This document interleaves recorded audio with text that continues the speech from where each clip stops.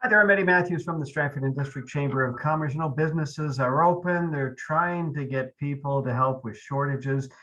Kind of, imagine like that. First time for me doing that. How about that? Let's try that again. There we go. Hi there, I'm Eddie Matthews from the Stratford and District Chamber of Commerce. You know, businesses are back open and trying to get people to help with shortages. Conestoga Career Center is one name to think about at this time if you're looking for a job or want to get back into the workforce.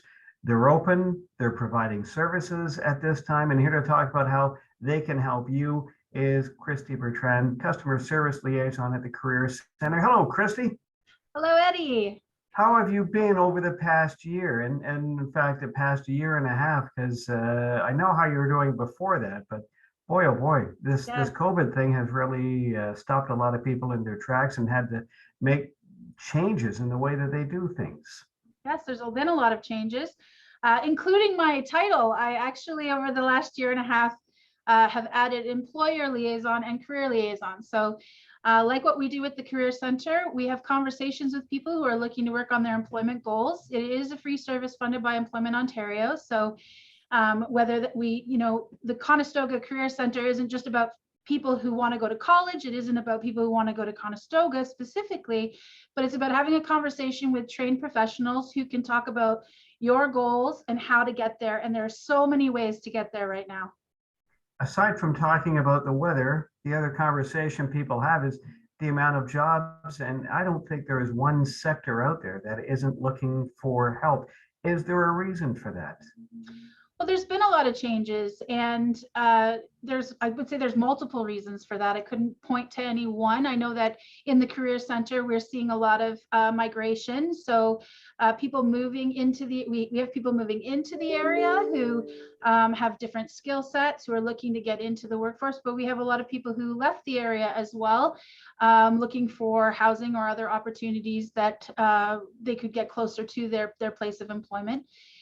There is a high demand in certain industries as opposed to others. So sometimes that large shift in the industry focus will also cause a shortage. But right now, they're pretty much, if anybody wants to have a conversation, we can find connections. And that's partly why people will reach out, is because we spend our time making those connections, talking to people every day, talking to employers, and we try to match people with employers that have the same values as they do, or can help them advance in a field that they want to advance in.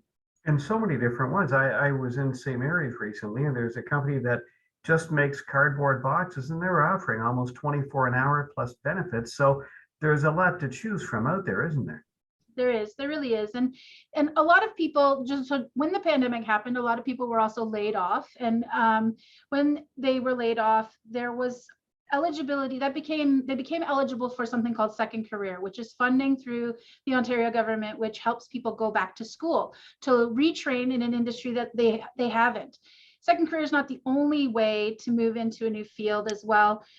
There's a lot of apprenticeship opportunities right now as well. In the past, people would say, we can't find an apprenticeship now. We have employers saying, I have openings, but I don't have people. So apprenticeship has its own signing bonuses and financial supports to help with, say, tools if you need to take it and things like that. So the conversation is really helpful because, as you said, even in that cardboard company, you're talking about general labor, but there's also a lot of trades, mechanical trades within that department that could get those wages even higher than the 20 to 24 that you're seeing at the entry level. Mm-hmm. One thing that we can't control, especially you can help people find jobs, but the economy and the cost of living has got to be a key factor as well. We know how expensive it is to live in Stratford and find affordable housing, and especially if you're just starting out. How do you work with that even? Well, we really work with our partner agencies. So, we don't want to reinvent the wheel. We want to make sure that we're reaching out to those that deal in housing to help with housing. We talk about affordable housing, but it's accessible housing. I think that's the issue right now. And people will say, everybody's having this problem of labor shortage. Everybody's having this problem of a housing shortage. But we have to look locally and see what we can do. Again, it'll depend on the circumstances of the individual, because there are many barriers that prevent people from employment. It's not always what people expect. It's not always, barriers to employment can be, a criminal record, which would not even exist now, but for some of them, disability, addiction, lack of transportation, domestic violence, childcare needs. It's really hard to go back to work if you don't have childcare. And sometimes it's difficulty with technology since everything's gone online. English proficiency, that's where we reach out to Center for Employment and Learning and help with that English as a second language if we have any newcomers. Mental illness, literacy challenges. There are so many barriers that are not obvious, and that's why having a conversation and trying to pull some of those apart to help get people back into the workforce is what we aim to do. And you just touched on a bunch of things. I wouldn't even know how to start writing a resume now. Yes. Do you help with helping people prepare their resumes? We do. I mean, one of the biggest things at the Career Center over the last year, for people who, for instance, when you're applying on sites like Facebook or Indeed, right? And now I was on the other end of that and I was receiving them.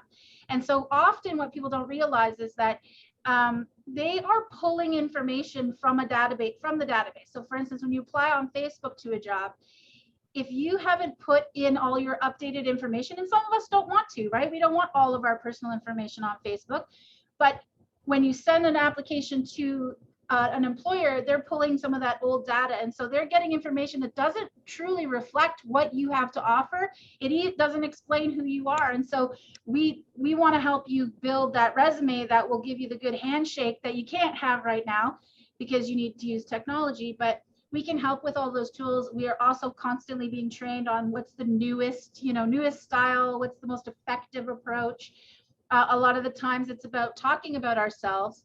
I mean, I have a resume that's way too big because I can't, I don't know what's important. Sometimes I use really big sentences with lots of words, and you need somebody with a second eye just to look at it and go, this doesn't make sense, or this makes sense. Or maybe you're burying things in the lower half of the resume that should be at the top because it's really important to the job that you're applying for. So don't get stuck in a one resume situation as well. If you're applying to multiple jobs that are asking for different skills or values, you want to make sure that they're in that first half. And that's what any of the coaches at the Career Center can help do. Boy, then that's so important too. And also you brought up a good point. Do employers kind of look at your Facebook? Can they, if you're sending me a resume, can I kind of creep you on Facebook and see what your personal life is like? Because if you're representing my company, I want to make sure that I've got top-notch people who are presentable to the public. And and depending on where you are, we live in a small town area. I mean, we're a city, but in Stratford, but we also at the Career Center help serve Perth and Huron County. So in any of the towns and stuff, it's people know each other. So, an employer may or may not search you on Facebook. And that's why sometimes in the Career Center, we try to encourage people to have a link for their resume alone, to have a LinkedIn profile, because when an employer is searching, if they can see your LinkedIn profile, they can see your professional image. Whereas when they go look at you and all they can find is Facebook, then they're going to look at you in a very personal way. And so we want to give them another tool. And usually LinkedIn, because of the algorithm, it really tries to bump to the top of the search engine. So Facebook has got a stronghold, but LinkedIn is there trying to get your professional profile in front of employers before they see your personal ones. Yeah, that's interesting. Hey, on the other side of the coin, we've been talking about the younger side of people getting into the workforce. What about the older professionals that are thinking about, I've made it through COVID, or perhaps I was downsized, but I'm 55 or older. Can you help with those type of people? Yes, everybody's different. Everybody's needs will be different, and so we've had many programs at the college. So for some people, it's been literacy, technology, and computer literacy is a challenge. And if that's the case, Conestoga has programs, but other providers also have programs to help with that piece. Right now, we also have access to a LinkedIn, all of the free training. So there's opportunities to do free classes, which I know can still be hard if you're not comfortable with technology. But other than that, I mean, older workers have a lot of experience, and it just depends on what direction they want to go. They might not want to be at certain aspects of their older role. Maybe they want to look at different roles in the community or in their industry. And that's where I say, reskill, upskilling, retraining, those things are still options. And often, I mean, when I went to college, I had a lot of older people in my class because it was advancing skills for the next part of their life, and they really wanted to be in that industry. Colleges look very different than they used to, but if people don't even want to do the college training, there are lots of free options as well. Yeah, and even the people that have left the workforce, maybe they're getting close to retirement age, but still want something to do, and may just want to find something part-time. Yeah, and we're seeing a lot of people at retirement age who are still working. They're still in the workforce, and some of them complain because they can't retire. There's no one to take their spot. So that's where, we really want to say to anyone, if same to employers. Employers might have people in their own company that they see as someone who wants to advance, wants to move ahead in their role. There's training for that too, because they're already employed, but they could be doing jobs that will soon be vacant because of all of the retirees. Yeah.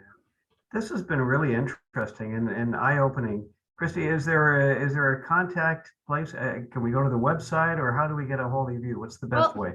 Our website is kind of funny because it's the college overall. So I don't really want to send you there. I would say you can find us on Facebook at the Stratford Career Center. You can find me at Stratford Career Center at conestogac.on.ca. And you can also reach me by phone, 519-271-5700, and I'm at extension 7224. I really encourage you to call and let's just talk about what you're thinking about, because there might be a lot more opportunities than you realize. Yeah, boy, I couldn't agree with you more on that. Always nice to talk to you, and I hope we get to do this again soon. I got to ask you, here we are, it's getting around December. Is there a particular season that's going to be more or less busy for those that are looking for jobs, or because of COVID and getting past it, it's pretty much 12 months a year now? Yeah, we don't really have I would say the only time it gets a little bit busier is that when we're heading towards school. So if you did want to go back to school in January, you need to be having that conversation now if you're thinking about applying for funding. And so sometimes it'll just be on the school, January or September, we see a lot more activity for people who want to advance their skills. But throughout the year, we're open. We will be open over the holiday as well. Reduced hours, but still here to serve anyone who wants to, because, people are, if they're working and they don't want to be in the job that they're in, say they want to be in another job, and maybe the holidays are the only time that you're going to have the conversation, be able to have a conversation with me, because I only work usually 8:30 to 4:30 during the day. But if you send me an email, we can make an arrangement to talk at another time. So, if that's the only time that we can talk, then let's talk over Christmas. I'll be here. I'll wear a fun hat. It'll be great. And wear those funky glasses you have too. I love those ones too. You haven't got them out. Hey, Christy, always good to talk to you. Christy Bertrand from the Conestoga Career Center. I'm Eddie Matthews from the Stratford and District Chamber of Commerce.